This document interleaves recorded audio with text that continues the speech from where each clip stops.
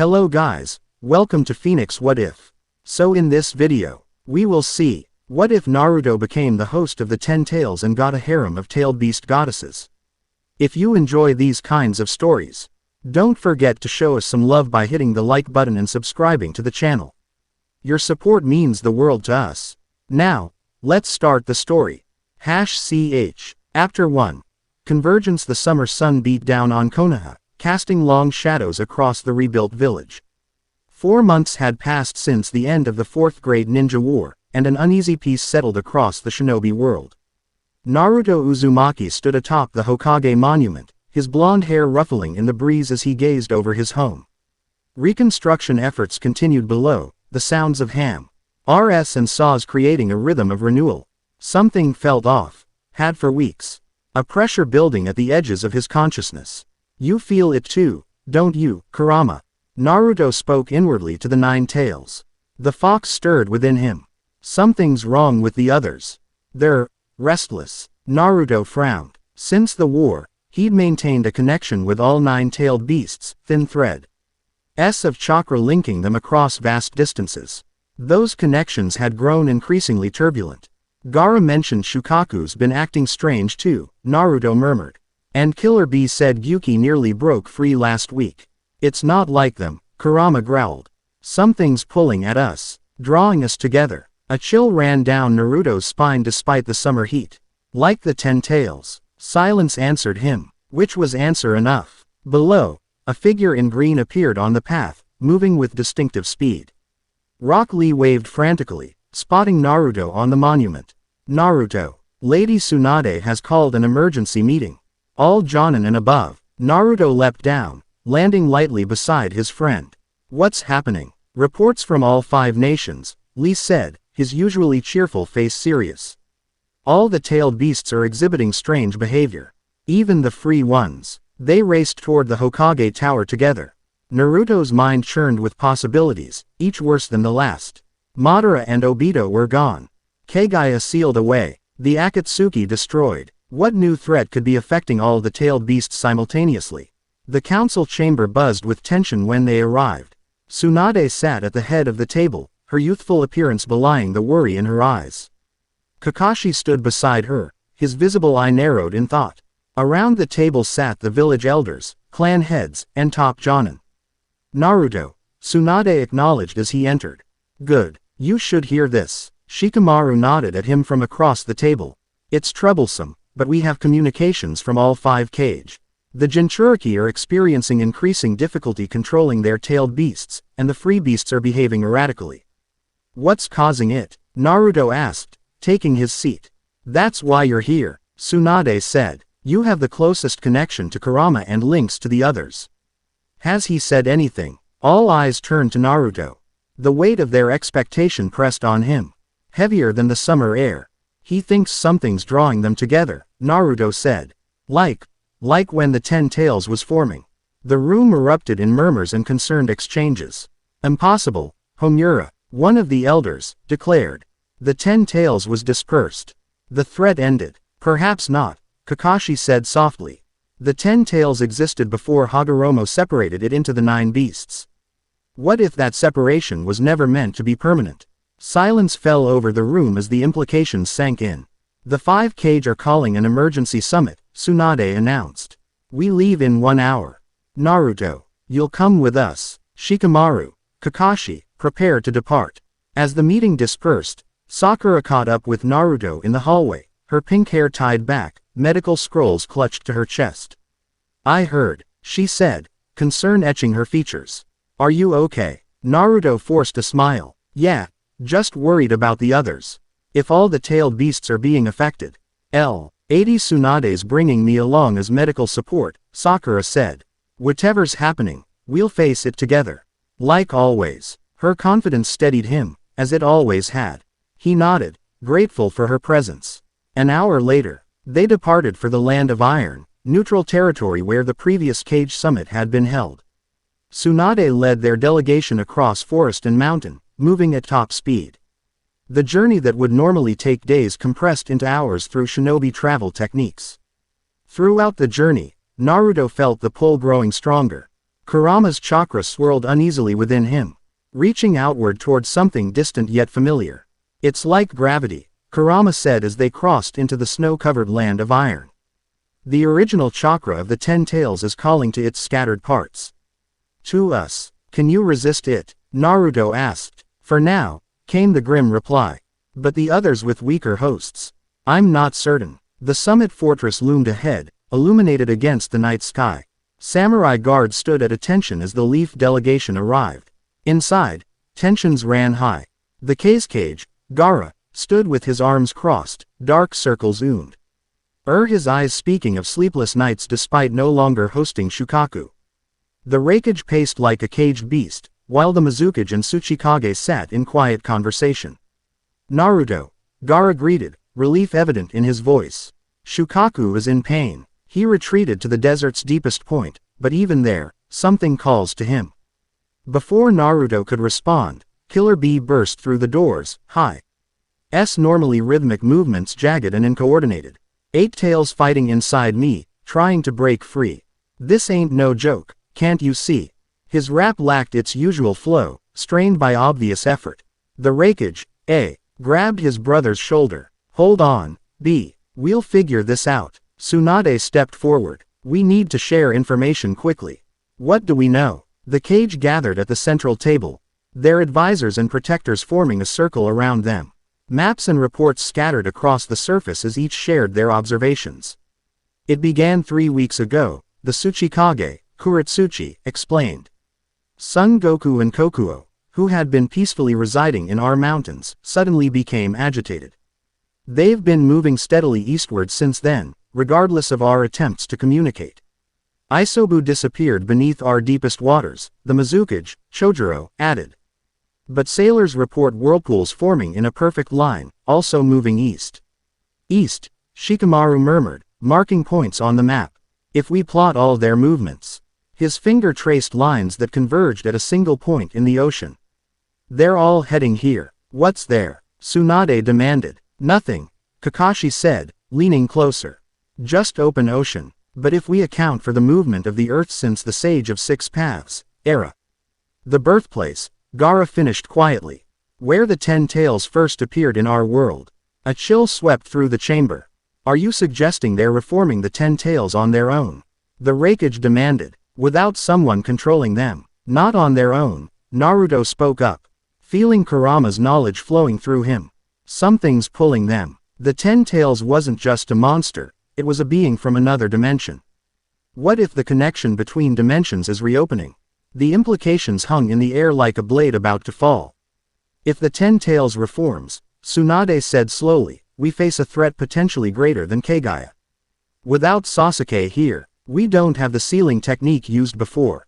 Where is Uchiha? The Raikage demanded. On his redemption journey, Kakashi answered. We've sent messengers, but he's deep in unexplored territories. We can't wait for him. Gaara turned to Naruto. You have a connection to all the tailed beasts. Can you use it to stabilize them? All eyes turned to Naruto again, expectation heavy in their gazes. He closed his eyes, reaching out through the threads of chakra that connected him to each beast. He felt their distress, their confusion, the inexorable pull drawing them toward convergence. I can feel them all, he said, opening his eyes. They're scared. This isn't something they want, it's happening to them. Then we must find a way to stop it, Gaara declared. The discussion raged through the night. Strategies proposed and dismissed. Containment plans evaluated and found wanting. Dawn broke over the mountains, painting the snow-covered landscape in pink and gold, before a consensus emerged. The only viable option, Shikamaru concluded, is to create a new Jinchuriki, one strong enough to host all 9 beasts temporarily until we understand what's happening. Impossible, the Tsuchikage scoffed. No human could survive that. Even hosting 2 beasts nearly killed Jinchuriki in the past. Silence fell as implications settled in. Naruto felt the weight of unspoken words. He stood, drawing all eyes. I'll do it, he said simply. Naruto. Sakura started to protest. I already have Kurama, the strongest of them, he continued. I'm an Uzumaki with strong life force. I've held portions of their chakra before. It's the only way. It could kill you, Tsunade said bluntly. If we do nothing, millions die when the Ten Tails reforms, Naruto countered. This is why I'm here. This is what I've been preparing for my whole life without knowing it. Are you certain, Naruto? Kurama's voice rumbled within him. Even I don't know what will happen if you take in all of us. I'm sure, he replied inwardly. To the council, he added, Kurama agrees it's possible. It's not that simple, Kakashi interjected. The free-tailed beasts would need to consent. And, reaching them before they converge naturally will be nearly impossible. I can reach them, Naruto insisted. Through our connection, I can ask them to come to me instead of continuing eastward. The debate continued for hours. But as reports arrived of increasing disturbances, tsunamis near southern islands, earthquakes where Son Goku traveled, sandstorms following Shukaku, the choice became clear. They had no better option. 3 days, the Raikage finally conceded. We prepare for 3 days, then attempt the transfer on the island of Genbu. It's remote, defensible, and has ancient sealing grounds we can utilize. As the summit concluded and preparations began, Naruto stood alone on the fortress balcony, watching snow fall gently around him. The enormity of what he'd volunteered for pressed down on him. 9 immense chakra entities, each with their own will and power, housed in his single body. Sakura found him there, offering a steaming cup of tea. Her eyes reflected concern she didn't voice. Are you going to tell me I'm being reckless again? He asked with a half smile. She shook her head. I know better by now. But I am coming with you to Genbu. Someone needs to monitor your life signs during the process. I'd like that, he admitted. Having you there, it helps. Have you told Hinata? Sakura asked gently. Naruto's smile faltered. Not yet. I'll send a message before we leave. You should tell her in person, Sakura advised. If something goes wrong, nothing will go wrong, he said with more confidence than he felt. But you're right, I owe her that much. They departed for Konoha that afternoon, a brief detour before the journey to Genbu. Throughout the return trip, Naruto felt the pull growing stronger. Kurama seemed increasingly agitated, his chakra flaring at unpredictable moments. Night had fallen by the time they reached the village. Lights glowed in windows, civilians going about their lives unaware of the crisis brewing. Naruto headed straight for the Hyuga compound, where Hinata lived with her family. He found her in the garden, moonlight illuminating her dark hair as she tended to night-blooming flowers. She looked up at his approach, her pale eyes widening in surprise and pleasure. Naruto, you're back early. She stopped, noticing his expression. What's wrong? He told her everything. The tailed beast's convergence, the summit's decision, his volunteering. Throughout his explanation, her expression remained calm, though her hands trembled slightly. When he finished, she stepped forward and took his hands in hers. You wouldn't be the man I love if you chose differently, she said softly. Just promise me you'll come back. Her quiet faith steadied him as nothing else could. I promise, he said, drawing her into an embrace. This isn't goodbye. She pressed something into his palm, a small charm bearing the Hyuga crest. For protection, she whispered. He tucked it into his jacket, close to his heart, and kissed her beneath the moonlight. Morning came too quickly. Final preparations were made as a specialized team assembled for the journey to Genbu Island. Naruto, Sakura, Tsunade, Kakashi, and Shikamaru represented Konoha. They were joined by Gaara and Killer Bee, both vital to the plan due to their connections to the tailed beasts. As they departed, Naruto cast one last look at the village, memorizing the way's. Unlight played across the stone faces of the Hokage monument. No matter what happened on Genbu, he knew he would return changed. The island appeared on the horizon after 2 days of travel, a crescent of black volcanic stone rising from turquoise waters. Ancient structures covered its surface, remnants of a civilization dedicated to sealing arts long before the hidden villages formed. The Temple of Convergence, Tsunade explained as they approached by boat. Legend says the Sage of Six Paths used this place to commune with the natural energy of the world. They weren't the first to arrive. Shinobi from various nations had already established a perimeter around the island's central temple, a massive stone structure with 9 pillars arranged in a circle around a central dais. Teams worked to reinforce ancient seals carved into the black stone, preparing for the immense energies they would need to contain. Naruto felt the tailed beast's presences growing stronger. Through his connection, he sensed them changing course. Responding to his call, even those currently housed in Jinchuriki pulled toward him now. How long? He asked Shikamaru, who monitored their approaches. Based on current trajectories, they'll all arrive within 12 hours, Shikamaru replied. Assuming nothing accelerates their movements. But something did accelerate them. As sunset painted the sky in crimson and gold, the waters around Genbu began to churn. Massive waves rose and fell in rhythmic patterns as Isobu, the three tails, surfaced offshore. His massive turtle-like form gleamed wetly in the fading light. Three shrimp-like tails thrashing behind him. He's early, Tsunade said tensely. Before anyone could respond, the ground trembled beneath their feet. From the forest at the island's northern edge emerged Son Goku, the four tails. His red-furred monkey form crashing through ancient trees. Steam rose from his body as lava dripped from his maw. One by one, they arrived, drawn inexorably to Naruto and the ancient temple. Kokuo, the five tails, galloped across the water's surface, its horse-dolphin body gleaming white in the moonlight. Seiken, the six tails, slithered from underwater caves, its slug-like body leaving a trail of alkaline fluid that sizzled against stone. They're all coming too quickly, Kakashi observed. The convergence is accelerating. By midnight, all 9 beasts had gathered around the temple. Even Shukaku and Gyuki, who had separated temporarily from Gaara and Killer Bee to answer the call. Their massive forms created a living barrier around the ancient structure, eyes glowing in the darkness as they regarded Naruto with mixed emotions. They're fighting the pull, Naruto said, sensing their struggle. But they can't resist much longer. Then we proceed now, Tsunade decided. Everyone to positions. The sealing team, composed of the most skilled shinobi from all 5 nations, took their places around the temple's perimeter. Sakura and other medical ninja established a field hospital nearby, preparing for any outcome. At the center of it all stood Naruto, alone on the ancient dais. The 9 pillars surrounding him hummed with accumulated chakra, ancient symbols glowing blue against black stone. Are you ready? Gaara asked from his position at one of the pillars. Naruto nodded, closing his eyes. Within him, Kurama stirred. Whatever happens, Kit, it's been an honor.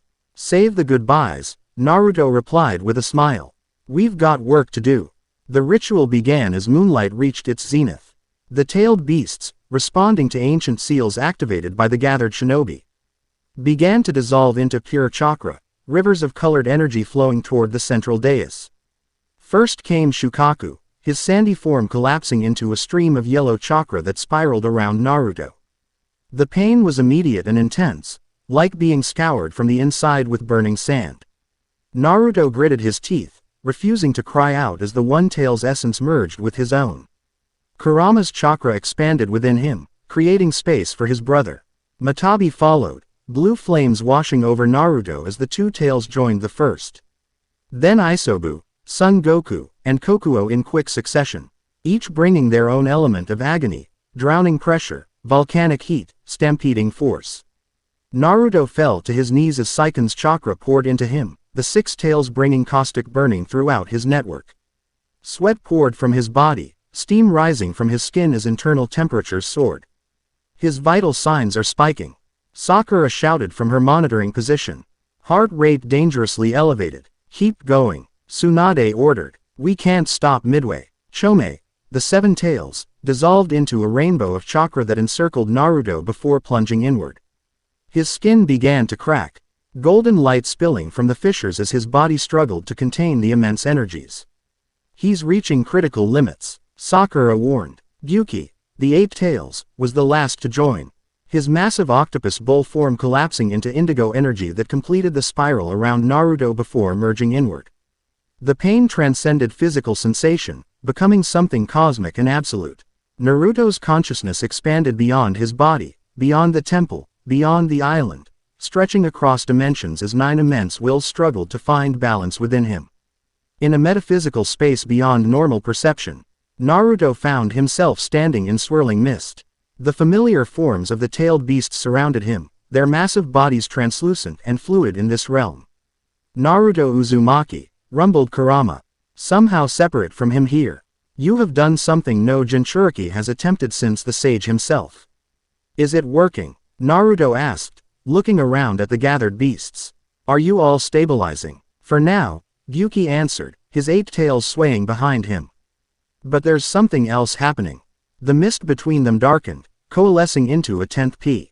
Recence, larger than all the others combined.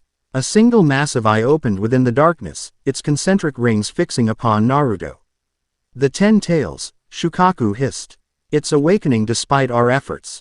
No, came a voice both ancient and new, feminine yet overwhelming. I am not merely the 10 tails of your recent memory. I am Jubi, the original consciousness before distortion. The darkness shifted, resolving into a form both terrible and beautiful, a woman of impossible proportions, skin pale as moonlight, hair darker than void, the ringed eye centered in her forehead while 2 others, human-like, regarded Naruto with interest. You have brought my scattered aspects together, human child, she continued, gesturing to the 9 beasts. Not through force or manipulation as others tried, but through sacrifice and connection. I did it to prevent catastrophe, Naruto explained, standing his ground despite the overwhelming presence. To stop the forced convergence. And yet, convergence was inevitable, Jubi replied. It has been since Hagoromo divided my essence. The only question was how it would occur, and through whom. The 9 beasts shifted uneasily, moving closer to Naruto. What happens now? He asked. Do you take over? Destroy everything like before? Jubi's laughter echoed across dimensions. Before, you speak of a pale shadow, a corrupted fragment of my true self. The creature you fought was my body without my mind, my power without my wisdom. She moved closer, towering over Naruto. I offer a choice, Naruto Uzumaki. Accept me wholly, not as conquest but as communion, and become something neither human nor divine, but a bridge between realms. Reject me, and watch as cosmic forces tear my aspects apart regardless of your efforts, bringing true devastation. What about them? Naruto gestured to the 9 beasts. I promised to protect their individual consciousnesses. A promise I will honor, Jubi said. They are aspects of myself, yet they have grown into their own beings through centuries with humanity. They need not be erased to be whole. Naruto looked at each beast in turn, seeking their guidance. Kurama stepped forward. We trust you, Naruto, the 9 tails said. Whatever you decide. Facing Jubi again, Naruto straightened his shoulders. I accept your communion, but on one condition. The beings they've become stay intact. They remain themselves while also being part of the whole. Jubi studied him for what felt like eternity before inclining her head. Agreed. Prepare yourself, Naruto Uzumaki. Few mortals have experienced true communion with a divine being. She extended her hand, and Naruto reached out to meet it. Their fingers touched, and reality shattered.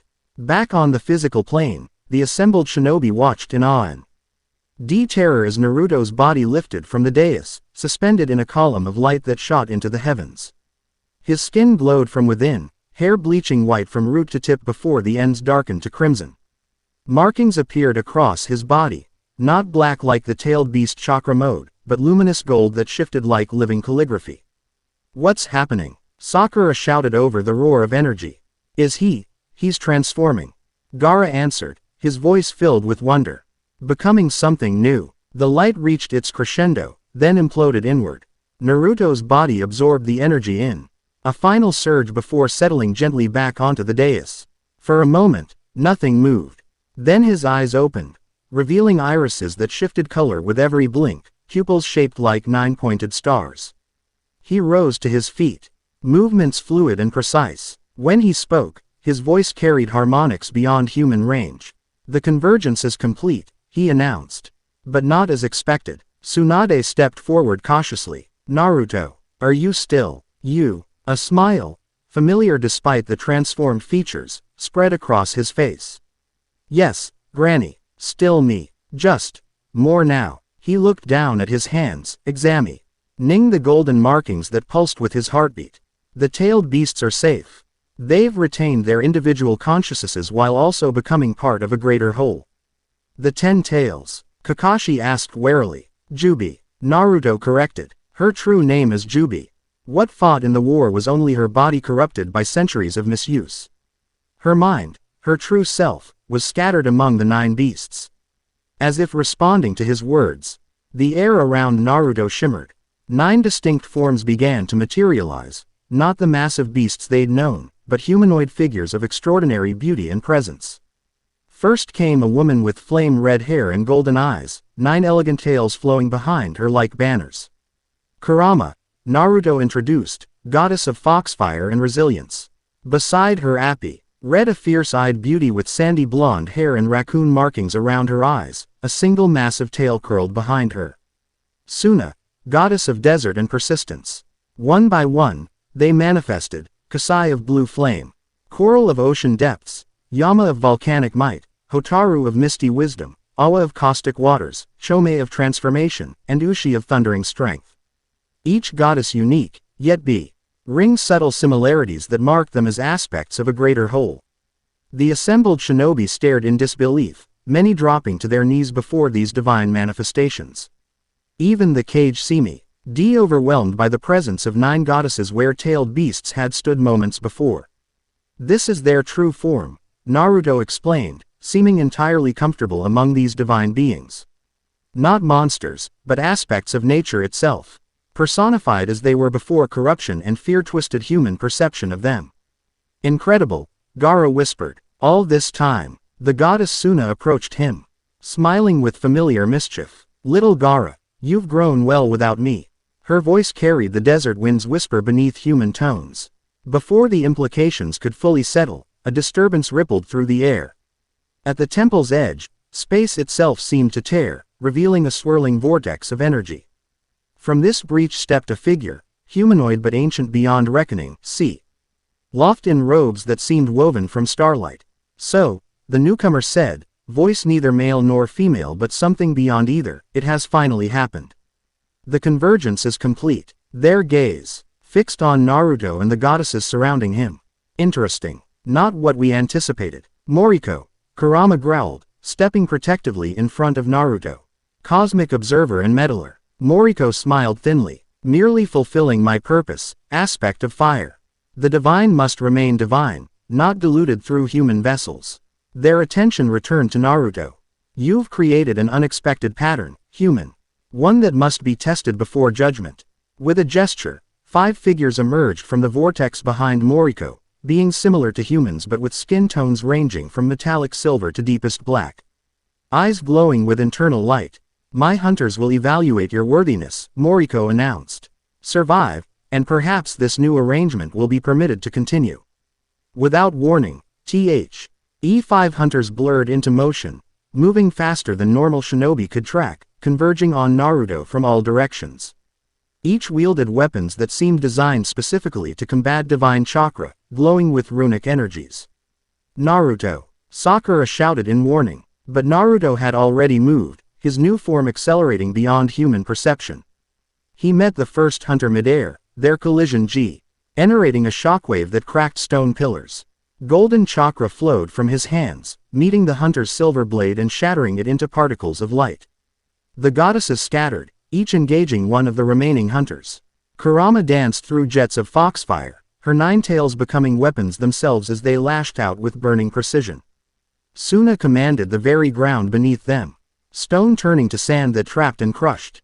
Tsunade signaled the assembled shinobi. Defensive perimeter. Protect the island. Teams moved into position, creating barriers around the combat zone to prevent collateral damage. They watched in awe as Naruto demonstrated abilities beyond anything he'd previously shown, not just immense power, but perfect control, transforming between elements fluid grace as the situation demanded. A hunter wielding twin scythes made of what appeared to be solidified darkness pressed Naruto hard, each swing tearing through reality itself. Naruto countered by shifting into a form of pure light, the scythes passing harmlessly through him before he reconstituted behind his attacker. You've mastered transformation already, the hunter asked, sounding impressed despite himself. Impossible for a new vessel.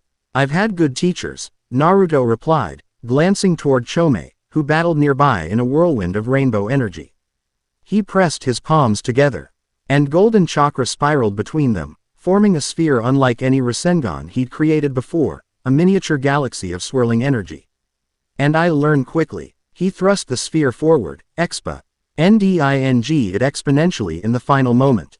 The hunter raised crossed scythes in defense, but the attack overwhelmed the weapons, consuming them before enveloping their wielder in a cocoon of golden light. When the light faded, the hunter remained, unharmed but immobilized, suspended in a field of static energy. Across the battlefield, similar scenes played out as the goddesses subdued their opponents through methods that seemed more about demonstration than destruction. None of the hunters were killed, merely contained through increasingly creative applications of divine energy. Moriko watched, impassively as their hunters were defeated one by one. When the last fell, trapped in a prison of volcanic glass created by Yama, they stepped forward once more. Impressive, they conceded. You retai, and human compassion while wielding divine power. An unexpected balance. We didn't want to hurt them, Naruto said, returning to the center of the temple grounds with the goddesses gathering around him. Just like we don't want conflict with you. Moriko's ancient eyes studied him. Perhaps. But know this, Naruto Uzumaki, what has begun here cannot be undone. You have created something new in the cosmic order. And such innovations rarely proceed without opposition. Greater tests will come. With another gesture, Moriko and the defeated hunters vanished back into the spatial rift, which sealed itself with a sound like distant thunder. In their wake, silence fell across the temple grounds. The assembled shinobi looked to Naruto and the 9 divine figures surrounding him, uncertainty plain on their faces. Naruto turned to address them, conscious of the weight of his transformation. His friends and mentors regarded him with expressions ranging from awe to concern, and he could sense their questions. I know this is a lot to take in, he began, his voice steady despite the cosmic energies flowing through him. I'm still me, still Naruto. But I've also become something more. A vessel not just for the tailed beasts but for Jubi herself, the original divine consciousness they came from. And these, Tsunade gestured to the goddesses, are the true forms of the tailed beasts. Yes, Kurama answered, stepping forward. Her 9 tails flowed behind her like living flame, her presence commanding even among the cage. We were aspects of nature-given consciousness, not the monsters humans came to fear. That perception shaped our manifested forms over centuries. Through Naruto, Suna added, her single massive tail swaying hypnotically, we've returned to our original state, separate yet united. Individual yet part of a greater whole. Gaara approached cautiously, his eyes never leaving Suna. You were within me for years, he said quietly. Why didn't I know? Why this form now? Suna's expression softened. The seal used to bind me to you was designed to suppress, not commune. It saw me only as a weapon to be controlled. She reached out, her fingers hovering near his cheek without quite touching. But you overcame that design, little Gaara. You began to see me as more than monster, which was the first step toward this truth. The implications rippled through the assembled leaders. If the tailed beasts had always been divine entities incorrectly perceived and bound, what else about their world's foundations might be misconceived? What happens now? Kakashi asked, pragmatic as ever. The 5 nations just witnessed 9 weapons transform into goddesses linked to a transformed Naruto. The political ramifications alone will be significant, Shikamaru finished, already calculating scenarios. Every power balance has just shifted. Naruto nodded, understanding the challenges ahead. That's why we need to proceed carefully. The world isn't ready for everything we've learned tonight. He looked to each of the goddesses. Can you return to a less visible state until we determine the best path forward? Kurama smiled, her tails flaring briefly. We see, and maintain a connection to you while returning to spiritual form, appearing only when needed. The other goddesses nodded in agreement. And you? Tsunade asked Naruto directly. Can you return to normal appearance? Naruto closed his eyes, concentrating. The golden markings across his skin dimmed but didn't vanish entirely, becoming more like faint tattoos than glowing script. His hair darkened somewhat, the crimson tips less pronounced. When he opened his eyes again, the shifting colors stabilized to a deep purple with the star-shaped pupils less obvious. This is as close to my old self as I can manage for now, he admitted. The transformation is too fundamental to completely hide. Then we work with what we have, Tsunade decided. We'll return to Konoha and convene a council of all 5 nations' representatives. This affects everyone. As preparations began for departure, Naruto found a moment alone with Sakura, who had been watching him with a medical professional's keen observation. Your chakra network has completely restructured, she noted, her hands glowing green as she performed a diagnostic technique. It's beautiful, actually, like nothing I've ever seen. Does that mean I'm not human anymore? He asked quietly. She met his transformed eyes without flinching. You're still Naruto. Just expanded. She smiled slightly. You never did anything by half measures. Sakura, he began, suddenly serious, there's more happening than I can explain right now. Moriko isn't the only cosmic entity interested in this transformation. I can feel others watching, waiting. We'll face it together, she promised, whatever comes next. As dawn broke over Genbu Island, painting the temple ruins in new light, Naruto stood at the shore watching waves roll in. The goddesses had returned to their spiritual forms, existing primarily within him yet distinctly separate, a paradox of divine existence. He sensed Kurama's presence most clearly, her consciousness intertwined with his after years of partnership. The world will never be the same, she observed within their shared mindscape. Is that a good thing? He asked. Change itself is neither good nor evil, came her reply. Wiser than he'd ever heard the fox sound before. But long-needed truths finally emerging. That's always worth the chaos that follows. Behind him, boats prepared to depart, carrying shinobi back to their respective nations with news that would reshape the world's understanding of the powers they'd long taken for granted. Ahead, across the ocean, challenges waited that transcended ordinary human conflict. Naruto took a deep breath, feeling 9 divine essences stir within him in response. Whatever came next, he would face it not alone, but as part of something greater, a convergence of human determination and divine power that had never existed before in precisely this way. He turned and walked back toward his waiting friends, each step leaving momentary impressions of golden light upon the ancient stone. Chapter 1 End. Chapter 2. Awakening dawn bathed Konoha in soft golden light as Naruto stood atop the Hokage monument. 2 weeks had passed since the convergence on Genbu Island. 2 weeks of whispers and stares as citizens adjusted to his transformed appearance. The white hair with crimson tips, the subtle golden markings across his skin, and most noticeably, the shifting purple eyes with their star-shaped pupils, all marked him as something beyond ordinary shinobi. He closed his eyes, feeling the 9 distinct consciousnesses that now shared his existence.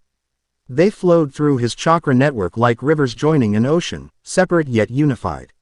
I still can't fully control it, he admitted aloud. The power keeps leaking. A shimmer of energy beside him coalesced into Kurama's humanoid form, tall and regal with flowing red hair and 9 elegant tails that waved gently in the morning breeze. As the most familiar of the tailed beasts, she had become his primary guide through the transformation.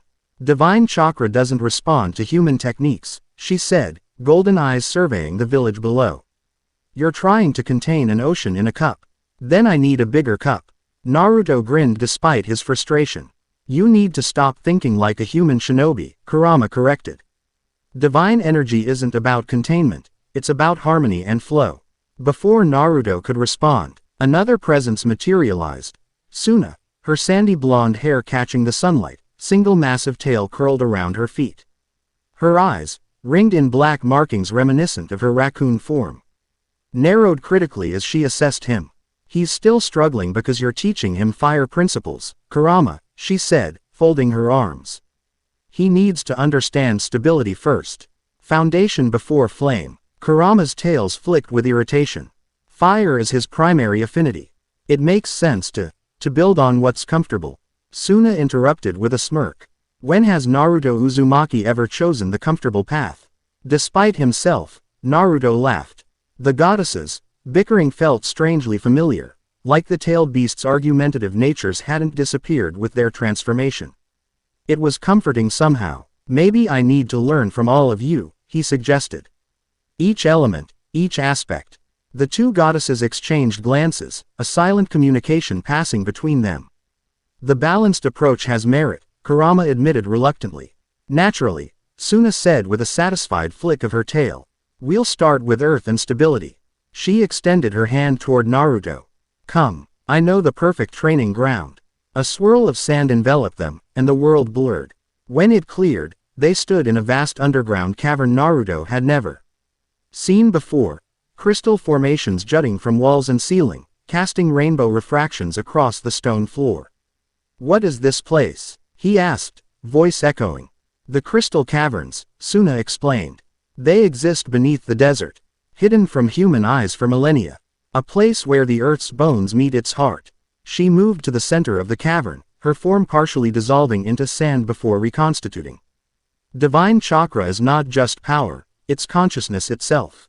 When you manipulate earth, you aren't forcing it to obey, you're speaking to it. She demonstrated, extending one hand. The ground responded instantly, flowing upward into complex shapes that hardened into perfect geometric forms before dissolving back into the cavern floor. Now you try, she instructed. But don't push your chakra out like a human technique. Extend your consciousness into the stone. Feel its weight, its age, its memory. Then invite it to move. Naruto closed his eyes, focusing on the sensation of stone beneath his feet. Human chakra techniques had always involved exerting his will, shaping energy through effort and determination. This required something different, a surrender, an opening. He extended his awareness downward, surprised to find the stone wasn't inert as he'd always assumed. It hummed with ancient vibrations, layers of history compressed into mineral form. When he reached out to it with his consciousness rather than his chakra, something reached back. His eyes snapped open as the ground beneath him rippled like water. Stone flowed upward, responding to his unspoken invitation, forming a spiraling column that rose toward the cavern ceiling. Good, Suna nodded approvingly. You're beginning to understand. They spent hours in the crystal cavern, Naruto learning to communicate with stone and earth in ways he'd never imagined possible. By the time they returned to Konoha, the sun was setting, casting long shadows across the village streets. Sakura was waiting at his apartment, a stack of medical scrolls beside her and concern etched on her face. Where have you been? She demanded. The Hokage has been looking everywhere for you. Training, Naruto explained, nodding toward Suna, who had maintained her manifestation. Learning to control the divine chakra. Sakura's expression softened slightly as she acknowledged the goddess with a respectful nod. Well, you missed an important meeting. Representatives from all 5 nations have arrived to discuss, your transformation has everyone on edge, Sakura explained. The other villages are demanding examinations, guarantees, protocols. Some are calling you a security threat. Naruto sighed, running a hand through his white and crimson hair. I'm still me, Sakura. Just more. I know that, she said gently. But others aren't so sure. Especially after what happened yesterday. The training ground incident, Sakura reminded him. When you accidentally created a forest of crystal trees that are still growing. Naruto winced. His attempts at chakra control the previous day had resulted in an unexpected manifestation. Ordinary trees transmuted into crystal formations that continued to expand despite all efforts to contain them. That was an accident, he protested. Exactly the problem, came a new voice. Shikamaru entered the apartment without knocking, exhaustion evident in the slump of his shoulders. Accidents with divine power have consequences beyond anything we've dealt with before. He dropped a stack of reports on the table. 4 similar incidents reported. Across fire country since the convergence. Weather patterns changing near wind country. Unnatural tides in water country. All connected to your chakra fluctuations. Naruto absorbed this with growing concern. I'm trying to gain control. But it's not like anything I've trained for before. You need to try harder, Shikamaru said bluntly. The political situation is deteriorating. The Tsuchikage is demanding you be contained in a special facility for study. The Raikage wants restrictions placed on your movement between nations. And what does Konoha say? Naruto asked quietly. Kakashi is doing everything possible to maintain your autonomy, Shikamaru replied. But he needs you at tomorrow's summit. To demonstrate you're still Naruto Uzumaki, not some divine time bomb waiting to explode.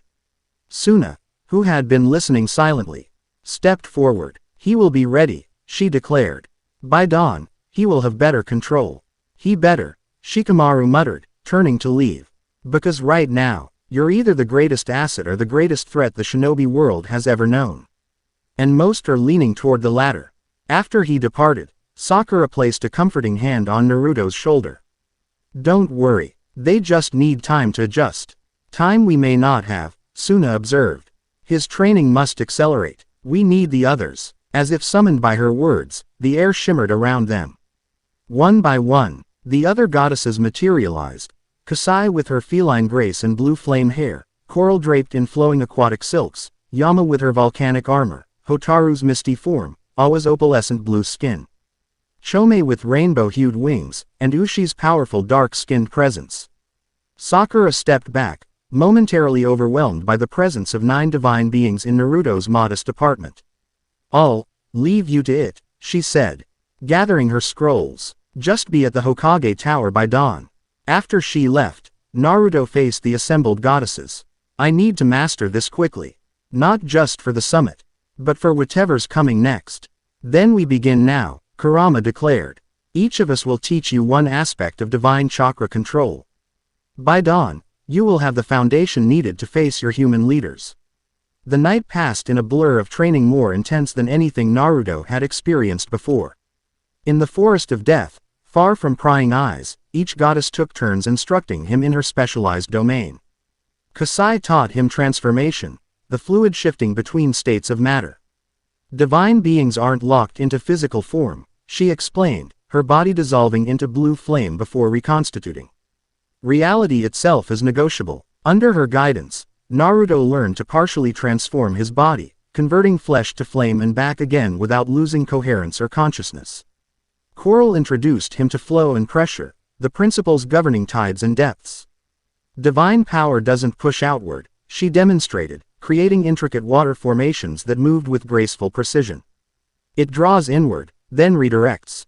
He practiced manipulating water without touching it, using consciousness rather than chakra to guide rivers through the air in complex patterns. Yama's lessons centered on heat and solidification. Creation and destruction are the same process viewed from different perspectives, she instructed, her volcanic armor glowing within her. Fire as she transmuted stone to lava and back again. Naruto learned to raise and lower energy states within matter, finding the balance point where transformation occurred. Through the night they caught Inude, Hotaru teaching vibration and diffusion, Awa demonstrating dissolution and recombination, Chome revealing the principles of growth and regeneration, Ushi instructing in conduction and resonance. Each lesson built upon the last, creating a comprehensive understanding of divine chakra that transcended his human training. Dawn found him standing in a clearing, surrounded by evidence of the night's work, crystallized trees. Small floating islands, pools of water that flowed upward against gravity. Despite the intensive training, he felt energized rather than exhausted, divine chakra replenishing him continually. One final test, Kurama announced. Combine all you've learned to restore this clearing to its natural state. Naruto surveyed the transformed landscape. Normally, he would have approached this as 9 separate problems requiring 9 separate techniques. Instead, he closed his eyes and extended his consciousness into the fabric of reality itself, feeling the disharmonies created by his earlier exercises. With a single thought, he invited restoration. The land responded eagerly, crystal reverting to wood, floating earth settling gently back into place, water returning to natural cycles. Within moments, the clearing appeared untouched, as if the night's transformative work had never occurred. Well done, Suna approved. You've grasped the fundamentals faster than expected. Naruto has always been a quick study when motivated, Kurama noted with something like pride. He smiled, feeling more confident in his abilities. Thank you, all of you. As they prepared to return to the village for the summit, Ushi, who had spoken little during training, approached Naruto directly. Her powerful presence carried the scent of ozone and thunderstorms. You've learned control, she acknowledged. Her deep voice resonant, but not yet purpose. Remember, divine power without divine wisdom is merely spectacular destruction. Her words stayed with him as they made their way to the Hokage Tower, where representatives from all 5 nations had gathered. The goddesses returned to their spiritual forms within him, present but unseen, as he entered the council chamber. Silence fell as he took his place beside Kakashi. The room was arranged with the 5 cage at the main table and their advisors seated behind them. All eyes fixed on Naruto's transformed appearance. "Thank you for joining us, Naruto." Kakashi began formally. Though now retired from the position of Hokage, he had been asked to lead this summit due to his experience with international diplomacy. "I'm here to answer your questions," Naruto replied. Scanning the assembled leaders, most regarded him with barely concealed suspicion. "Then let's begin with the most pressing concern," the Tsuchikage, Kuretsuchi, said bluntly. "What exactly are you now? Human, Jinchuriki, or something else entirely?" Naruto considered his answer carefully, aware of the weight his words carried. "I am Naruto Uzumaki, a shinobi of Konoha. I remain the Jinchuriki of the tailed beasts, though they have returned to their true forms as divine aspects of nature." "Divine?" The Raikage, Darui, leaned forward. "You claim to host goddesses now, not beasts." "I don't claim it," Naruto replied calmly. "It's simply the truth we discovered during the convergence. The tailed beasts were always divine entities, misunderstood and misrepresented over centuries. Convenient that this truth emerged just as you gained unprecedented power," noted an advisor from Stone, not bothering to hide his skepticism. Kakashi intervened smoothly. "We've all witnessed the transformation firsthand. The question isn't whether it occurred, but how we proceed from here." "Precisely," agreed the Mizukage, Chojuro. "Konoha now possesses a power unlike anything in shinobi history. The balance between nations is compromised." Gaara, who had remained silent until now, spoke up. "Naruto isn't a weapon to be balanced against others. He's a person who has once again sacrificed his normalcy to protect everyone." "Noble sentiments," said a new voice from the entrance, but perhaps insufficient assurance for those concerned with planetary security. All eyes turned to the newcomer, a tall man with silver hair tied back in a traditional topknot, wearing diplomatic robes bearing insignia from all 5 nations. His features were aristocratic, his smile pleasant yet somehow unsettling. "Takeshi Mizushima," Kakashi introduced, though his visible eye narrowed slightly. "Special envoy appointed by the feudal lords, council to observe our proceedings." Takeshi bowed elegantly. "I apologize for my late arrival. Matters of state delayed my journey." As he straightened, his gaze locked with Naruto's. Something flashed in the man's eyes, recognition, perhaps, or calculation. Within Naruto, the goddesses suddenly stirred, their energies swirling with unexpected agitation. "Be wary," Kurama's voice whispered in his mind. "This one is not what he appears." Outwardly maintaining his composure, Naruto inclined his head in greeting while inwardly asking, "What do you mean?" "His chakra signature," Kurama replied. "It's masked, NCEA led beneath layers of technique unlike anything human." "I've been authorized to propose a solution," Takeshi announced, producing a scroll bearing the seals of all 5 feudal lords. "A special observation facility where Naruto Uzumaki can be monitored while learning to control his new abilities. For everyone's safety, including his own." "Imprisonment," Naruto translated flatly.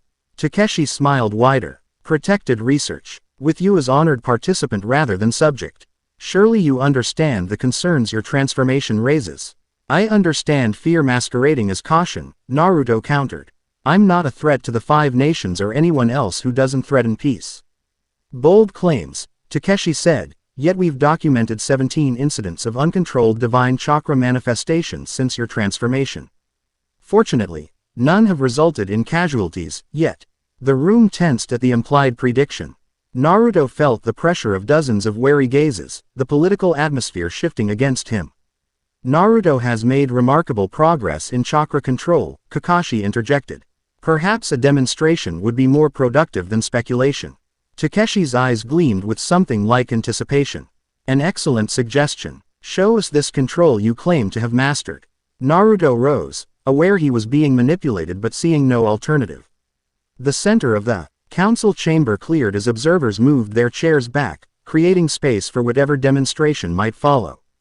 Drawing on the night's training, Naruto extended his hand. Divine chakra responded immediately, flowing visibly as golden energy that coalesced above his palm. With careful concentration, he shaped it into a perfect sphere that contained swirling representations of all 9 elements: fire, earth, water, lightning, wind.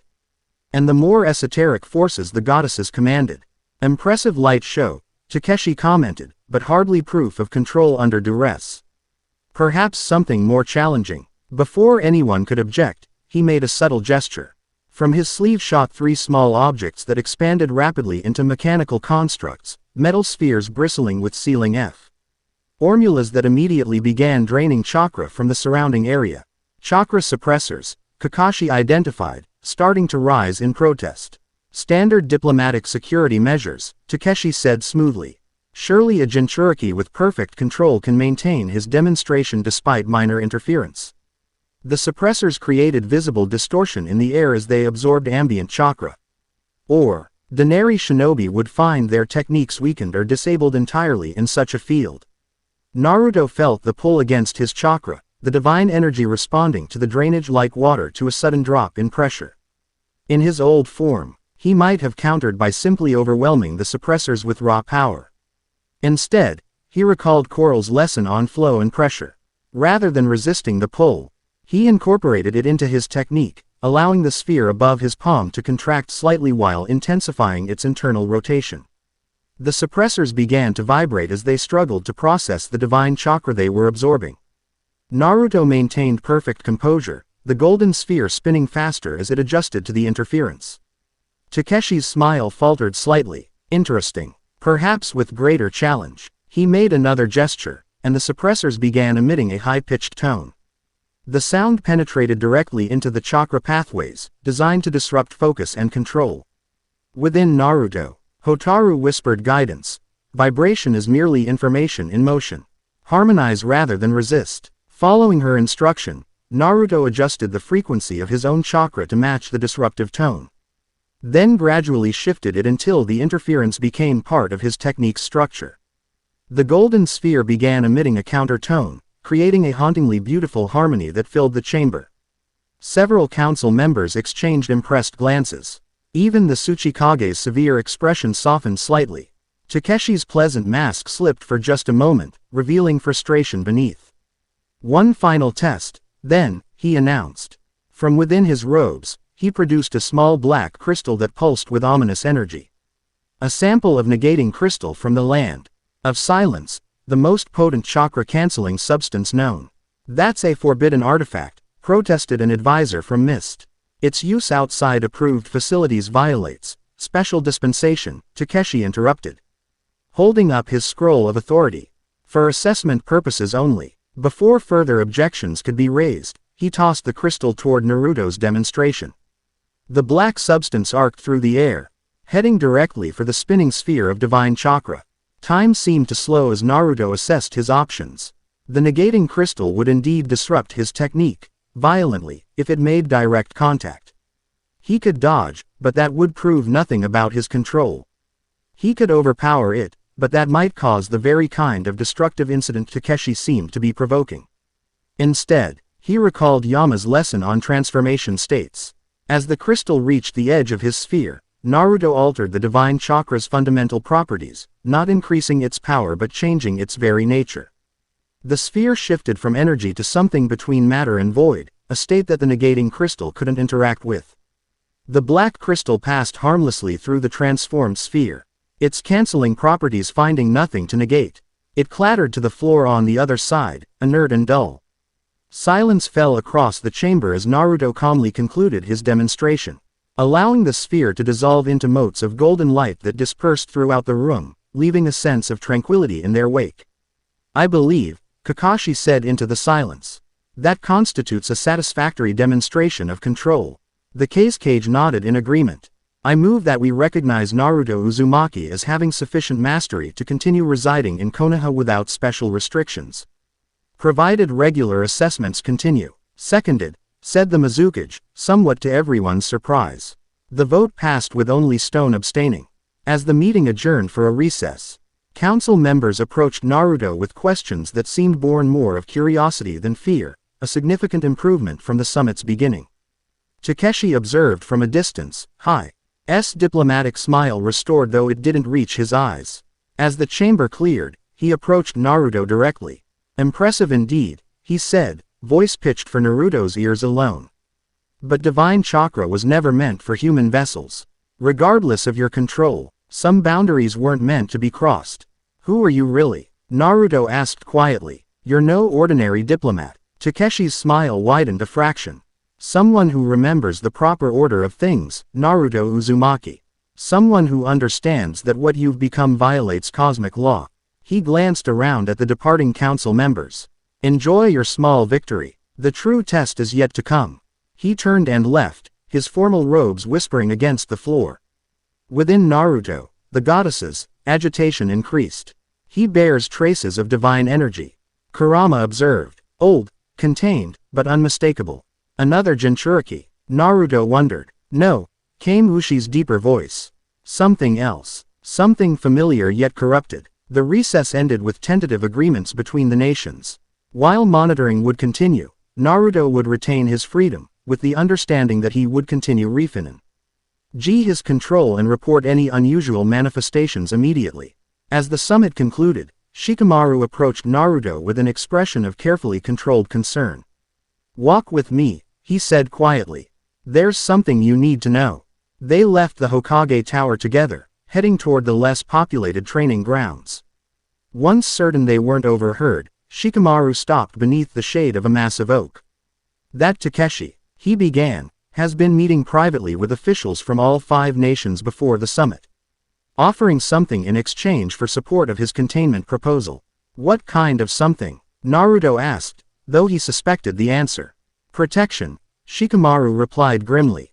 He's convinced several key leaders that more divine entities are coming, hostile ones, and only he knows how to defend against them.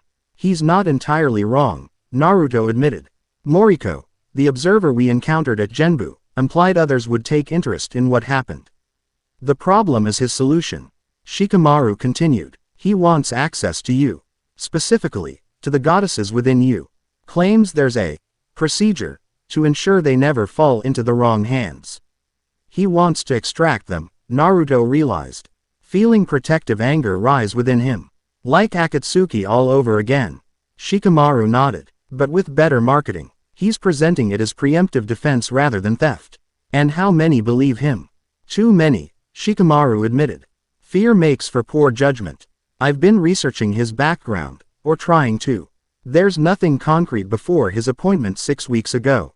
It's as if he appeared from nowhere with perfect credentials and knowledge of international politics. Naruto absorbed this, connecting it with the goddesses' warnings.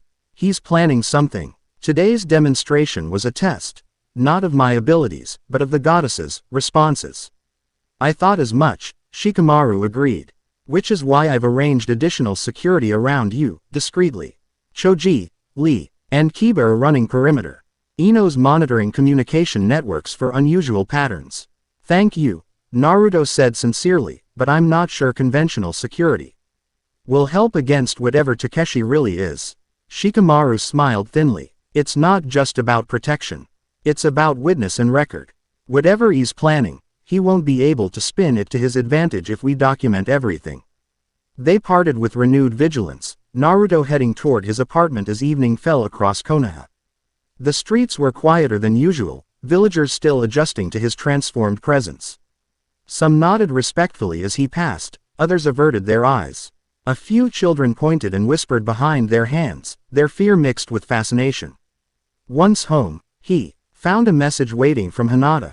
She had been assigned a diplomatic mission to Sand and would be gone for several days. The timing seemed suspicious given the summit's events, but her note contained only warmth and support.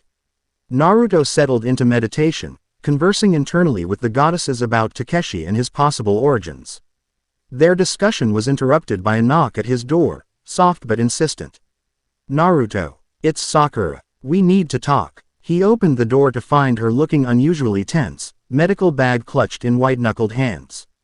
What's wrong? He asked, ushering her inside. I've been reviewing the physiological data from your transformation, she said without preamble. There's something we missed, something important about how the divine chakra is integrating with your human system. She opened her bag, pulling out scrolls covered with complex diagrams of chakra networks. See these patterns. The divine energy isn't just flowing through your existing pathways, it's creating new ones. You're physically evolving. Naruto studied the diagrams, recognizing the golden filaments that had been spreading throughout his system. Is that dangerous? I don't know, Sakura admitted.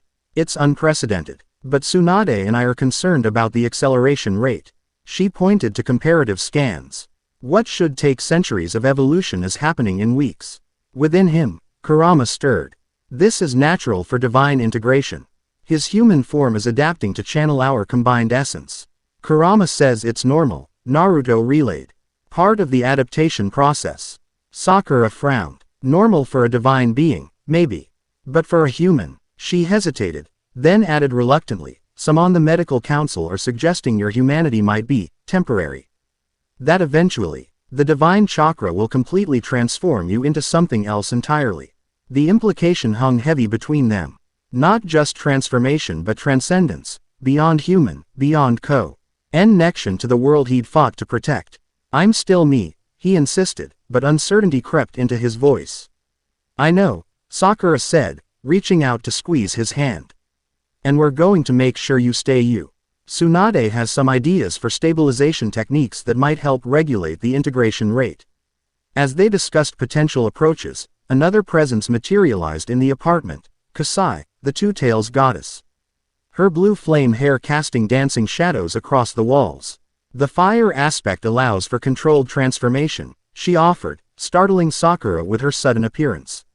With proper training, Naruto can maintain his human essence while accommodating divine energy. Sakura recovered quickly, addressing the goddess directly. Can you help develop a technique for that? Something medical shinobi could monitor and assist with. Kasai tilted her head, feline eyes considering. Perhaps. The principle is similar to Jinchuriki transformation control, but more complex. She approached the diagrams, examining them with interest. Your human understanding of chakra systems is impressive, if incomplete. Their impromptu research session continued late into the night, combining medical science with divine knowledge in ways never before attempted.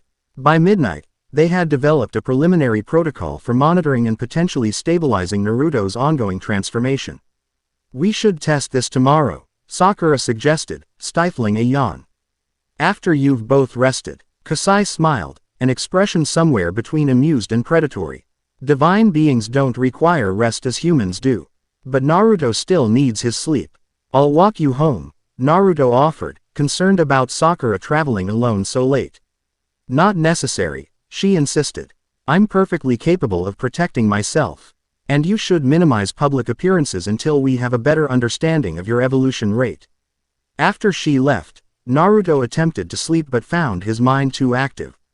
Divine consciousness remaining alert even as his human body sought rest. He slipped into a meditative state instead, communicating with the goddesses in the internal mindscape they shared. Within this space, he appeared in his original form, blonde-haired and blue-eyed, while the 9 goddesses manifested around him in a circular chamber that seemed constructed of living chakra. Takeshi concerns me, Naruto admitted. He knows too much about divine energy for a human diplomat. Because he is neither, Yama stated, her volcanic armor glowing with internal heat. He bears the mark of the divine guardians, those who once served as intermediaries between realms before the separation of worlds. Divine guardians, Naruto questioned. Like Moriko. Similar but different, Kurama explained. More, Aiko observes but rarely interferes directly. Guardians were more active, enforcing boundaries between divine and human realms. They disappeared millennia ago, Hotaru added, her misty form shifting constantly. When the Divine Council withdrew from direct interaction with the human world. Naruto processed this new information. And now one has returned, disguised as a human diplomat, trying to separate you from me. Why? The goddesses exchanged glances, a silent communication passing between them.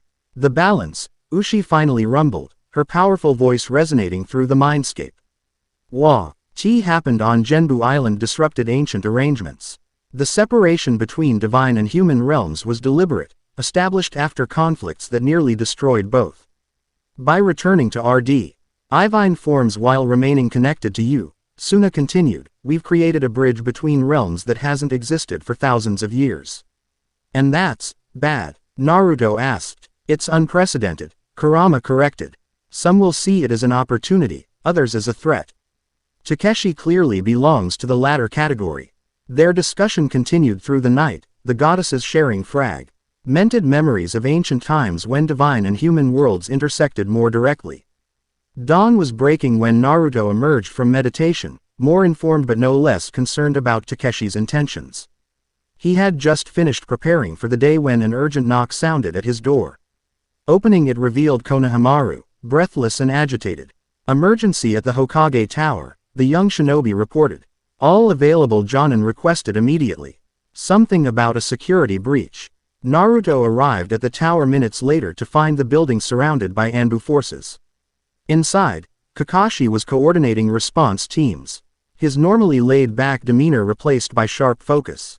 "What happened?" Naruto asked, joining him at the situation table. "Someone accessed the sealed archives overnight," Kakashi explained grimly. "Specifically, the section containing information on Jinchuriki sealing techniques and tailed beast extraction procedures." Naruto's blood ran cold. "Takeshi. No sign of him since yesterday's summit," Shikamaru reported, entering with a stack of security reports. "But the breach shows expert knowledge of our security systems. Internal help is suspected." "Who had access?" Naruto demanded. "That's the troubling part," Kakashi said carefully. "Only 11 people in the village possess the necessary clearances and knowledge to bypass those particular seals." The implication was clear: someone trusted, someone close, had betrayed them. Before they could discuss further, a communications ninja burst in. "Lord Hokage, multiple chakra disturbances reported at the village perimeter. Energy signatures similar to those from Genbu Island." Kakashi issued rapid orders, deploying Anbu teams to investigate while maintaining core defenses around the tower. "Naruto, stay here. If someone's after extraction techniques, I'm the likely target," Naruto finished. "But I can help with the perimeter." "That might be exactly what they want," Shikamaru cautioned. "Drawing you out, separating you from allied forces." Before the argument could continue, the building shook with a massive impact. Alarms blared throughout the tower as chakra-sensitive barriers flared and failed in rapid succession.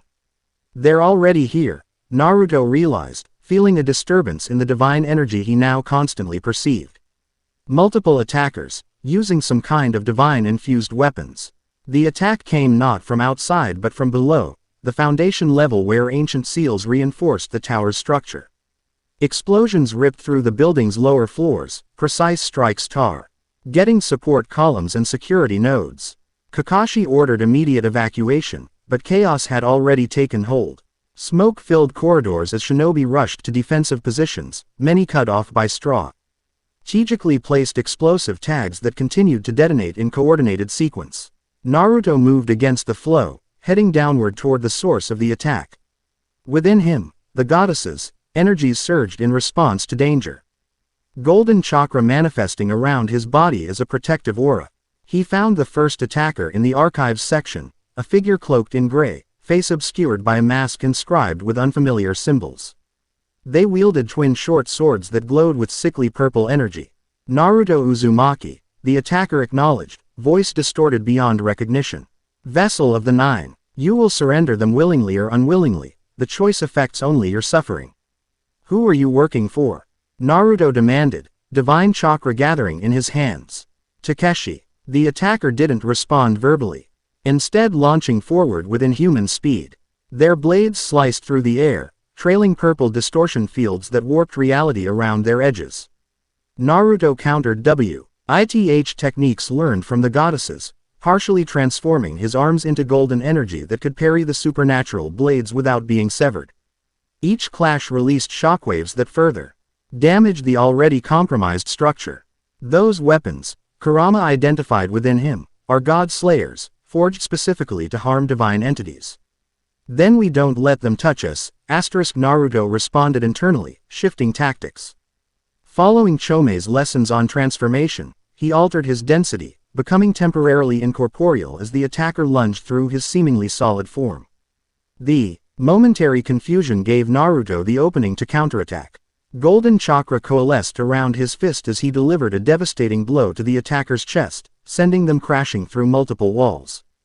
Before he could pursue, two more masked figures descended from above, wielding similar weapons but different elemental affinities, one trailing frost, the other caustic mist. Surrender the goddesses, they demanded in unison. Their synchronization suggesting some form of hive mind or control mechanism. Not happening, Naruto replied, calling on more divine chakra. The golden aura around him intensified, forming the beginning of a manifestation similar to his old tailed beast mode but more refined, more controlled. The battle escalated rapidly, the attackers demonstrating abilities far beyond ordinary shinobi. They moved with unnatural coordination, their weapons capable of disrupting even divine chakra temporarily. Naruto countered with increasingly creative applications of his new powers, shifting between elements. Temporarily altering local gravity, creating mirror images composed of pure energy. Yet something felt wrong about the engagement. The attackers seemed less interested in defeating him than in prolonging the conflict, driving him to expend more divine chakra with each exchange. They're hurting you, Suna warned within his mind. Driving you toward something. Naruto realized she was right. Subtle positioning, feints that always retreated in the same direction, attacks designed to prompt specific defensive movements. They were guiding him deeper into the tower's sublevels, away from potential allies. Understanding their strategy, he abruptly changed tactics. Instead of countering their next attack, he unleashed a massive pulse of divine chakra outward in all directions. The golden energy expanded in a perfect sphere, temporarily nullifying all techniques within its radius, including the strange weapons. The attackers faltered, suddenly bereft of their supernatural advantages. Naruto seized the opportunity, creating golden chakra chains reminiscent of his mother's technique but enhanced with divine properties. The chains snared two attackers, binding them in place despite their struggles. The third, however, activated some kind of emergency protocol. Their mask glowed with increasing intensity before detonating in a flash of purple fire. When the light faded, nothing remained of them but ash. Self-destruction seal, Naruto muttered grimly, turning his attention to the captured pair. Their masks remained active, pulsing ominously. Remove the masks quickly, Kurama urged. Before they activate, Naruto formed thin tendrils of divine chakra that slipped beneath the masks, carefully neutralizing the seal components before removing them. The faces revealed were unexpected. Ordinary Konoha citizens he recognized from the administrative division, their expressions blank and unresponsive, pupils dilated to pinpoints. They're being controlled, he realized. Puppets, not willing participants. Before he could investigate further, both captives convulsed violently. Their eyes rolled back as purple energy erupted from their mouths and nostrils, some kind of secondary fail-safe activating despite the mask's removal. Within seconds, they collapsed, life forces extinguished. No, Naruto knelt beside them, trying to channel healing energy, but it was too late. The control mechanism had been designed to kill its hosts rather than allow capture and interrogation. The grim discovery was interrupted by a massive explosion from above. Larger than the previous controlled detonations. The ceiling began to collapse as support structures failed throughout the tower. Naruto raced upward, navigating through falling debris and spreading flames. He found the central chamber in ruins, bodies of injured shinobi scattered amid the destruction. Medical teams worked frantically to evacuate casualties while combat units engaged multiple Sked attackers similar to those he'd encountered below. Naruto. Sakura called from across the chamber, her hands glowing with medical chakra as she stabilized a wounded Anbu operative. Thereafter the ceiling scrolls. Shikamaru tried to secure them, but a section of wall exploded inward, cutting off her words. Through the dust and debris stepped Takeshi, his diplomatic disguise abandoned. He now wore armor of archaic design, silver plates inscribed with glowing symbols over a bodysuit of material that seemed to absorb light around it. His hair, freed from its formal topknot, flowed unnaturally as if suspended in water. Naruto Uzumaki, he greeted with the same pleasant smile, though his eyes now glowed with inner light. How disappointing that you refused the peaceful solution. Now we proceed with alternatives. You controlled those people, Naruto accused, divine chakra swirling around him. Turned them into weapons and discarded them. Lesser sacrifices for greater purpose, Takeshi replied dismissively. The divine must be separated from the human, the ancient law demands it. Your existence violates cosmic order. He raised his hand, revealing a scroll Naruto recognized. Rom the sealed archives, one containing Uzumaki clan techniques for tailed beast extraction. Your mother's clan came closest to understanding the proper boundaries, Takeshi continued. Their sealing arts were primitive echoes of divine partition techniques, but serviceable for our needs. Naruto questioned, buying time as he assessed the situation. Around them, battles continued between Konoha shinobi and masked attackers. The tower continuing to crumble under structural stress. The divine guardians, Takeshi explained, his pleasant expression never wavering. Established by the conch, ill to maintain separation between realms. Your convergence with the goddesses has forced our return after millennia of dormancy. As he spoke, Naruto noticed something crucial, a complex seal array spreading across the floor. Partially hidden by debris, the patterns matched extraction formations, but with modifications he'd never seen before. The ongoing battle, the tower's destruction, all of it was cover for the real objective, positioning him within that array. If you understand divine law, Naruto countered, carefully shifting position to avoid the trap, then you know the goddesses chose this communion willingly. They aren't prisoners. Their choice is irrelevant, Takeshi said coldly. Divine beings cannot remain in the human realm without consequences. Already your transformation accelerates. Soon you'll be neither human nor divine, but an abomination rejected by both realms. He made a sudden gesture, and the masked attackers disengaged from their individual battles, converging on Naruto's position. They moved with perfect coordination, driving him back toward the center of the hidden array. Recognizing the danger, Naruto called on Awa's lessons in dissolution. Divine chakra flowed through the floor beneath him, revealing the full extent of the trap, a massive extraction seal designed to forcibly separate the goddesses from his body. Clever, Takeshi acknowledged, but futility often accompanies cleverness. With another gesture, he activated the scroll. Ancient Uzumaki symbols leapt from the parchment, combining with the floor array to create a three-dimensional Ling matrix that expanded rapidly throughout the chamber. The air hummed with power as the matrix identified Naruto as its target, ethereal chains beginning to form around him. Within his mindscape, the goddesses reacted with alarm. This seal, Kurama warned, it's not just extraction, it's divine banishment. It will send us back to the realm beyond reach. Can you counter it? Naruto asked desperately, feeling the chains tightening around his chakra network. Not directly, came Kurama's grim reply. It draws on fundamental laws even we must obey. The other goddesses conferred rapidly, their divine knowledge searching for loopholes. Meanwhile, in the physical world, Naruto fought against the constricting seal, divine chakra flaring against ancient constraints.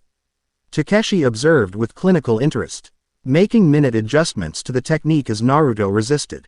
The more you struggle, the more pain you'll experience, he advised conversationally. The goddesses will be returned to their proper realm, and you'll remain human, if somewhat diminished by the process. Around them, the tower continued to collapse. Most Konoha shinobi had evacuated with the wounded, though Sakura remained, desperately trying to reach Naruto through the sealing matrix while fending off masked attackers. Naruto, she called, the seal is feeding off your chakra. If you completely suppress it, he can't. Takeshi interrupted smoothly. Divine energy cannot be fully suppressed once integrated with a human system. It must be expressed or it consumes the vessel from within. He smiled at Naruto's growing struggle. A fundamental incompatibility were correcting. Within his mindscape, Hotaru suddenly manifested before Naruto. There is a way, she said urgently.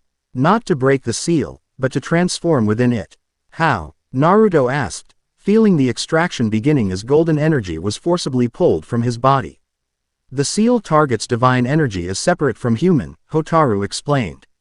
But what if there were no separation? What if, just for a moment, you became fully divine or we became fully human? Naruto understood immediately. Merger instead of hosting. Temporary but complete, Hotaru confirmed. Extremely dangerous. No human has attempted it and remained human afterward. Do we have another choice? Naruto asked, watching as the first tendrils of divine chakra were extracted from his body, taking the form of golden mist that the seal began channeling toward a dimensional rift forming above. No, Kurama answered gravely. But Naruto, if we do this, you must hold tight to your human identity. Your memories, your connections, your name. Otherwise, the merger might erase Naruto Uzumaki entirely. In the physical world, Takeshi noticed something changing in Naruto's resistance. The young man had stopped struggling against the extraction chains, instead closing his eyes in deep concentration. Wise choice, Takeshi approved. Acceptance brings less suffering. Then he frowned, noticing something unexpected in the seal's behavior. The extracted divine energy wasn't flowing properly toward the dimensional rift. Instead, it swirled in place, reading a golden cocoon around Naruto's form. "What are you doing?" Takeshi demanded, his pleasant mask slipping to reveal alarm. He made rapid adjustments to the seal, increasing its extraction power. Inside the cocoon of light, Naruto stood in his mindscape before the 9 goddesses. They had arranged themselves in a circle around him, each extending a hand toward the center where he stood. "Remember who you are," Kurama instructed as divine light intensified around them. "Hold your humanity like a lifeline." "I'm ready," Naruto affirmed, reaching out to complete the circle. The moment their hands connected, boundaries dissolved. Individual consciousness expanded into shared existence, 9 divine entities and 1 human merging into a unified being that was simultaneously all and none of them. Naruto felt himself stretching across realities, his awareness expanding beyond physical limits while the goddesses experienced the intensity of human emotion and connection. In the physical world, the cocoon of light imploded, then exploded outward with blinding intensity. The extraction seal shattered, ancient symbols disintegrating under forces they weren't designed to contain. Where Naruto stood now hovered a being of pure divine radiance, neither male nor female but something transcending both, with features that shifted between Naruto's and those of the 9 goddesses. Takeshi staggered back, shielding his eyes from the radiance. "Impossible," he breathed. "The boundary laws cannot be circumvented." "They weren't circumvented," spoke the merged being, voice carrying harmonic overtones that resonated at multiple frequencies simultaneously. "They were fulfilled through unity rather than separation." The being, Naruto and the goddesses as one, extended a hand. Reality rippled around the gesture as the dimensional rift Takeshi had opened began to collapse, its energies redirected and neutralized. "Your understanding of divine law is incomplete," the being continued, descending to stand on the ruined floor. Separation was never the only path to balance. Harmony through communion was always possible, just never attempted. Takeshi's shock transformed to rage. His pleasant, diplomatic persona burned away completely, revealing the ancient guardian beneath. His form expanded, armor flowing like liquid metal to cover his entire body. His eyes blazed with inner fire as he drew a weapon from seemingly nowhere, a staff topped with a crystal that pulsed with the same purple energy his puppets had wielded. "Blasphemy," he snarled, voice distorted beyond human range. "The Divine Council will not permit this abomination to continue." He struck with the staff, its crystal head emitting a beam of concentrated energy designed to sever divine connections. The merged being entered with a gesture that bent the attack away, redirecting it harmlessly into the collapsing ceiling. What followed was combat beyond mortal comprehension, divine energies clashing at levels that warped local reality. Each exchange created ripples that manifested as momentary phenomena, flowers blooming from broken stone, gravity reversing in isolated pockets, time flowing at different rates across the chamber.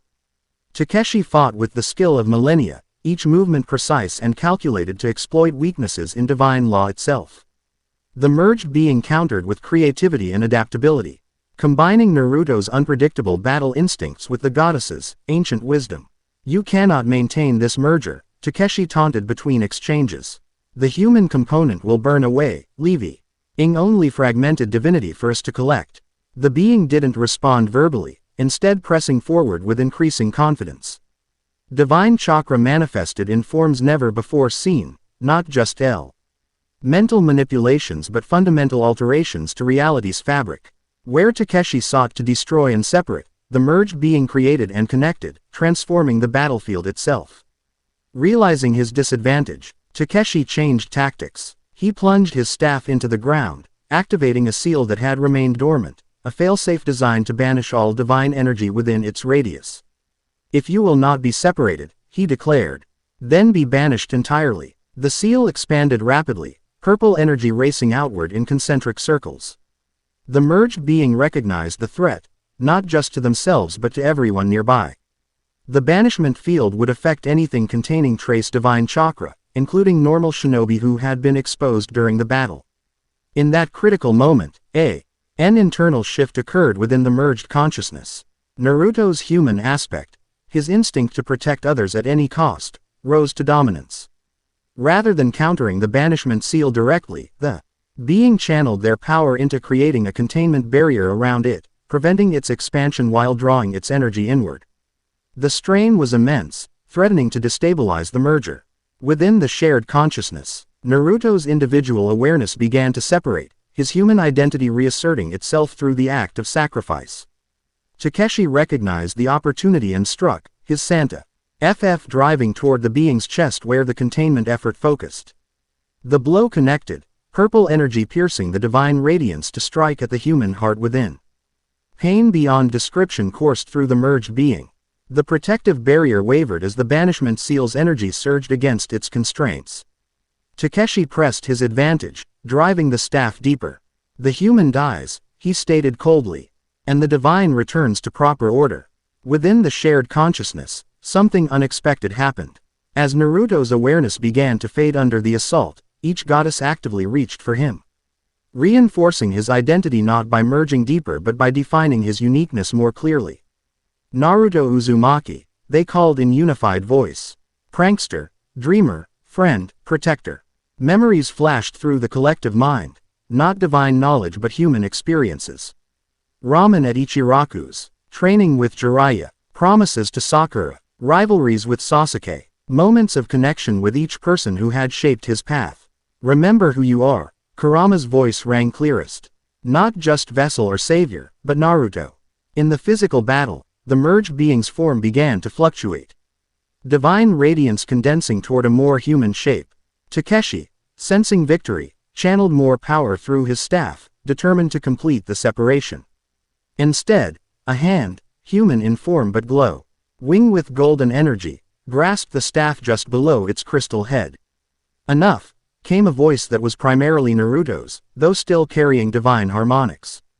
The merged form had stabilized into Omething new, recognizably Naruto in basic appearance but with the goddesses, power fully integrated rather than simply hosted. With a single fluid motion, he snapped the staff, shattering its crystal head. Purple energy exploded outward, but Naruto contained it within a sphere of golden chakra, compressing it until it collapsed into harmless particles. Takeshi staggered backward, his divine armor cracking as his primary weapon disintegrated. This changes nothing, he snarled. The divine council will send others. What you've become violates fundamental law. Maybe the law needs revisiting, Naruto suggested, his voice calmer now. More centered. The goddesses remained present within him, but his human identity had reasserted primacy in their shared existence. Divine and human were never meant to be permanently separated. That division caused suffering in both realms. You know nothing of divine suffering, Takeshi countered, though uncertainty had crept into his voice. His armor continued to crack, divine energy leaking through fissures. I know more than you think, Naruto replied, approaching steadily. Golden light flowed around him, not as chaotic energy but as structured radiance that somehow enhanced rather than obscured his humanity. Through the goddesses, I've experienced the isolation of divinity, beings of immense power cut off from the connections that give life meaning. He extended a hand toward Takeshi, not to attack but to offer connection. There's another way, not separation or domination, but partnership. Takeshi recoiled from the offered hand. Impossible. The boundaries exist for reason. When realms overlapped, catastrophe followed. Entire civilizations destroyed as divine conflicts played out through human proxies. That was conquest, Naruto acknowledged. This is communion, freely chosen, mutually beneficial. His expression softened. You were created to protect boundaries, Takeshi. I understand that purpose, but boundaries can be bridges rather than barriers. For a moment, something wavered in Takeshi's ancient gaze, a flicker of consideration, perhaps even longing. Then his expression hardened once more. The divine council will not be swayed by pretty words, he said. His form beginning to dissolve into particles of light. They come already. I was merely the herald. Prepare yourself, Naruto Uzumaki. The true test approaches. With those words, he vanished entirely. Armor fragments crumbling to dust that dissipated into the air. The destruction he'd wrought remained. The tower partially collapsed, extraction seals scorched into stone. Wounded shinobi being treated amid the rubble. Naruto stood alone in the center of the devastation, divine power still flowing around him but now under perfect control. The merger had changed. Him. Not just in appearance but in fundamental understanding. He remained himself, but with expanded awareness that included the goddesses, perspectives and knowledge. Sakura approached cautiously, medical kit in hand though her eyes showed more wonder than clinical concern. Naruto, she asked hesitantly, are you, still you? He smiled, and despite the divine glow that surrounded him, the expression was pure Naruto, slightly lopsided, genuinely warm. Yeah, he confirmed, more than ever, actually. Relief washed over her face. Your chakra signature is completely transformed. For a moment there, I couldn't sense you at all, just them. We merged, he explained, finding it difficult to articulate the experience in human language. Not just combined, became something new together. But I'm still me, and they're still themselves. It's complicated. When is it ever simple with you? She asked with a shaky laugh, before growing serious again. Takeshi. Gone, but not defeated, Naruto replied. And he wasn't working alone.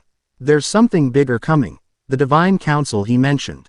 Around them, recovery efforts continued as teams worked to stabilize the damaged tower and treat the injured. Kakashi approached, looking weary but relieved to see Naruto intact. I think, the former Hokage observed dryly, we're going to need a full report on what just happened. Preferably, one that makes sense in the official records. Naruto nodded, though his attention had already shifted beyond immediate concerns. Through his enhanced perception, he could sense disturbances forming. At the boundaries between realms, ripples spreading outward from what he and the goddesses had become. The Divine Council is real, he told Kakashi quietly. And they're not happy about what's happened here. Another threat, Kakashi asked, resignation in his voice. Maybe, Naruto acknowledged, or maybe an opportunity to heal a division that's existed for millennia. He looked upward, sensing cosmic attention focusing increasingly on their world. Either way, we need to prepare. Within him, the goddesses stirred with both anticipation and concern. They had broken ancient taboos through their communion with Naruto, crossing boundaries established since primordial times. Whatever came next would reshape the relationship between human and divine realms for ages to come. As night fell over Konoha, Naruto stood on the remains of the Hokage Tower, gazing at stars that suddenly seemed closer, more connected to the world below. The merged consciousness within him had stabilized into a new form of existence, neither purely human nor purely divine, but something that honored both aspects equally. We created something new, he murmured to the goddesses within. Something that's never existed before. A bridge between worlds. Kurama agreed, her voice clearer than ever in his mind. Long overdue, perhaps. Will it last? He wondered. Or will this divine council tear it down? That, Suna interjected with characteristic directness, depends on how well we defend it. Naruto nodded, resolve strengthening within him. Whatever came next, whatever cosmic forces Takeshi's defeat had set in motion, he would face it not as vessel or host, but as willing partner to the divine energies that now flowed as naturally through him as his own blood. In the distance, storm clouds gathered unnaturally against the night sky, lightning arcing in impossible patterns. Weather responding to divine disturbance, the first sign that the boundaries between realms were thinning further. The Divine Council was coming. And Naruto Uzumaki, human shinobi and divine partner, would be ready. Chapter 2 end.